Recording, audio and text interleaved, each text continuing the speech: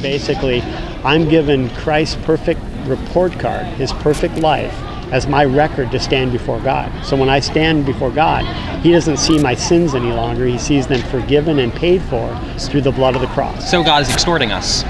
God, and how does that logic work? How is he extorting us? Because God has ultimate authority over us. He has power over us. He is going to punish us. And he says, I can either condemn you to eternal damnation, or you can follow the works of my son, who is an agent of me, who is complicit to me.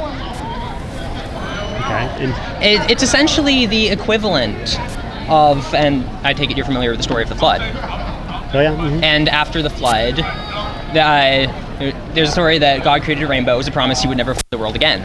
And every time you see a rainbow, it's a reminder of God's love, how he cares for his creation, how he's not going to destroy it again.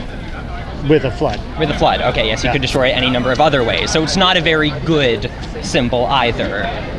But essentially, that's the equivalent of a man who takes a shotgun and kills everyone. And then once the population is regrown again, every year he walks around carrying the shotgun and says, I'm not going to shoot anyone again. Doesn't that make me a wonderful person?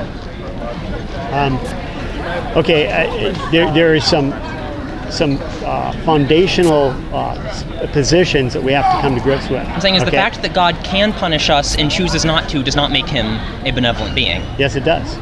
Yes, it does. Because he's showing us mercy by not using his force to crush us into submission. Correct. God is so loving and merciful in his benevolence. He's opted to give us his son on the cross. And so choosing not to kill people is a merciful act? Correct. Because we all deserve to die. We all deserve to die. So yes, by not killing us every single day, he doesn't bring forth judgment on us. And that is very generous of him. Yep, very generous.